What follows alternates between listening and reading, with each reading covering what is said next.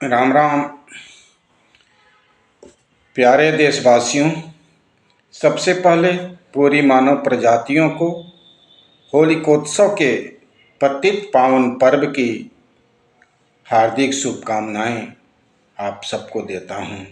साथियों, होली का पावन पर्व सनातन सत संवत के वर्ष का आखिरी पर्व है, आखिरी त्यौहार है। होली के पावन पर्व का एक विशेष महत्व है। ये पर्व बसंत ऋतु के 2 महीने की अवधि के मध्य में पड़ने वाला पावन पर्व है। साथियों, वैसे तो सनातन सभ्यता के सभी पर्वों का संबंध प्रकृति से जुड़ा है, विज्ञान से भी जुड़ा है, क्योंकि प्रकृति ही भौतिक विज्ञान की जननी है।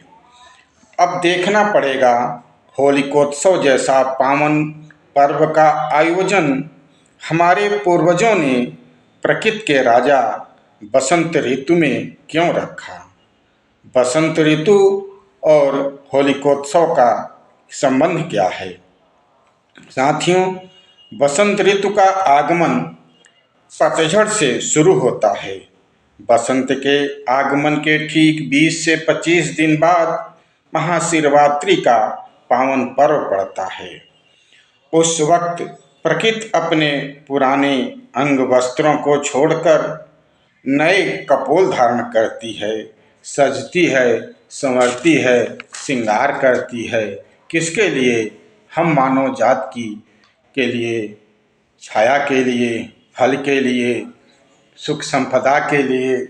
साथियों, ऐसी मान्यता है कि और प्रत्यक्ष देखने को भी आता है कि वनस्पतियों में पीपल का वृक्ष सबसे पहले पतझड़ की शुरुआत होती है। पीपल के वृक्ष से ही सबसे पहले पतझड़ की शुरुआत होती है।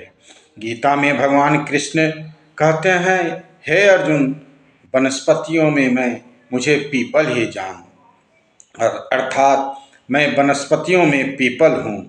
वैज्ञानिक साक्ष्य से भी पीपल का वृक्ष सबसे अधिक ऑक्सीजन प्रदान करता है।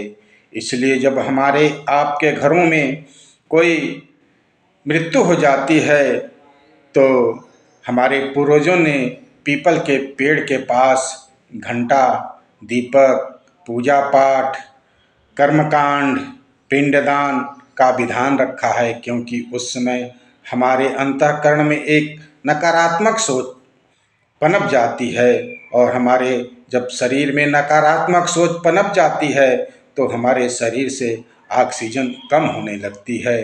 तो हमारे पूर्वजों ने पीपल के ही वृक्ष के नीचे बैठ करके ये सारे कर्मकांड का विधान बताया है कि घंटे 2 घंटे हम जब पीपल के वृक्ष के नीचे बैठेंगे तो हमारे शरीर को ऑक्सीजन मिलेगी और हमारे अंदर के जो नकारात्मक सोच है वो निकल जाएंगे।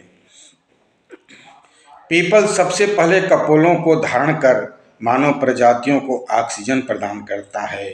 पुराने सूखे व गंदे पत्तों को गिराकर नए कोमल कपोलों को धारण करना हमें प्रकृति माँ संदेश देती है कि हम अपने पुराने गंदे मैले विचारों को, नकारात्मक सोच को हटाकर इस बसंत ऋतु में होली के उत्सव पर एक नए विचार, एक शुद्ध आचरण, एक नए भाव से लोगों से मिलें।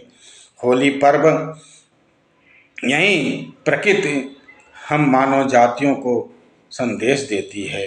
होली पर्व पर मानव जगत अपने पुराने वस्त्रों को, पुराने विचारों को, जो खुद के मन में नकारात्मक सोच प्रोडक्ट करता है, उसका त्याग करना ही होलिका दहन है। पतझड़ से इकट्ठे पुराने पत्तों को जलाकर, पुराने जख्मों को भूलकर नए कोमल कपोलों, विशुद्ध विचार को धारण कर, परिवर्तन के क्रम में नए वस्त्र को धारण कर होली मिलन का विधान है। होली हमें प्यार का संदेश देती है, उसका स्रोत प्रकृति है। इसलिए होली इस पतित पावन बसंत ऋतु के आगमन का त्यौहार है। परमात्मा ने सनातन सभ्यता को संरक्षित करने के लिए प्रेम रूपी प्रहलाद को अवतरित किए थे, जो वेदों में वर्णित है। प्रहलाद सनातन के घोर विरोधी के बीच का अंश था। सनातन के घोर विरोधी हिरण्यकश्यप का पुत्र था। हिरण्यकश्यप अपने पूरे जीवन में सिर्फ 2 घड़ी के लिए ही सनातन को अपनाया था, सनातन का समर्थन किया था। उसी घड़ी का परिणाम, उसी घड़ी का प्रोडक्ट भक्त शिरोमणि प्रहलाद थे। तो ये प्रहलाद और हिरण्यकश्यप, प्रहलाद की उत्पत्ति हमें एक चीज़ और संदेश देती है कि हम अपने वारिस को जब पैदा करने जा रहे हैं तो हम विशुद्ध रूप से सनातन स्वरूप हो जाएं, तो हमारा वारिस सनातन ही पैदा होगा, जो कई पीढ़ियों तक हमारे कुल को, हमारे वंश को का नाम उजागर करता रहेगा। वैदिक कथाओं में होलिका का संबंध भी प्रहलाद से ही है। होलिका हिरण्यकश्यप की बहन थी और होलिका और प्रहलाद की बुआ थी। होलिका को ये आशीर्वाद मिला था कि अग्नि तुझे जला नहीं सकती, इसलिए होलिका ने अपनी गोदी में लेकर प्रहलाद को बैठी कि प्रहलाद तो जल जाएगा लेकिन मैं बच जाऊंगी। यह भी प्रकृति का एक संदेश है। प्रकृति का संदेश कोमल पत्तों से सबको छाया देना है, तो महाशिवरात्रि शिव और शक्ति का मिलन है। तीसरा, अधर्म रूपी होलिका का दहन और प्रेम स्वरूप प्रहलाद का होलिका से जिंदा निकलना। साथियों, ताकत, धन, सत्ता का दुरुपयोग ही होलिका है जो जलकर राख हो जाती है। भक्ति, स्नेह, भाव ही प्रहलाद है जो अग्नि में सोने की भांति तप कर निखरता है। साथियों, आप सभी देशवासियों से मेरा विनम्र निवेदन है कि आप अपने नकारात्मक सोच को होलिका में दहन कर फिर अबीर गुलाल संग एक दूसरे से गले मिलें, एक दूसरे को प्रेम बांटें, एक दूसरे के प्रति ईर्ष्या का भाव छोड़ें। हाँ, कुछ सावधानियां अवश्य बरतनी होगी। अनायास राह चलते लोगों से छेड़छाड़ न करें, उनको रंग न लगाएं। अगर कोई आपके रंगों से परहेज करता है तो उस व्यक्ति से आप छेड़छाड़ न करें। आप सबको पता है होली के रंगों से कौन परहेज करता है, और आप लोगों को ये भी पता है रंगों से परहेज करने वालों के पूर्वज भी सनातनी थे, हमारे ही कुल के, हमारे ही वंश के, हमारे अपने ही थे। ये बहुत ही रहस्यमय प्रश्न है, बहुत ही बृहद प्रश्न है, फिर भी मैं इसको शार्ट में थोड़ी सी बता देना चाहता हूँ कि अगर उनके पूर्वज सनातनी थे तो ये लोग सनातन के त्योहारों से परहेज क्यों करते हैं? तो आंशिक रूप से इसके जिम्मेदार हम और हमारे पूर्वज ही हैं। सदियों से और आज़ाद भारत के वक्त भी हमारे देश में कुछ ऐसी जातियां थीं जिनके संग ऊंची जात के लोग होली खेलना पसंद नहीं करते थे। भूलवश कोई छोटी जाति के लोग ऊंची जात के लोग पर रंग डाल देते थे। जब रंग डाल देते थे तो ऊंची जात के लोग उनकी जबरन पिटाई भी करते थे। उनके घरों के आसपास उनके द्वारा इकट्ठा किए गए ईंधन लकड़ी को जबरन जलती होलिका में जला देते थे। आजीज होकर उन्होंने हमारे सनातन धर्म से अलग होना शुरू किया। किसी ने बौद्ध अपनाया तो कोई मुसलमान बन गए। आज वही लोग हमारे त्योहारों का विरोध कर रहे हैं जिन्हें हम घर वापसी करने का निवेदन करते हैं।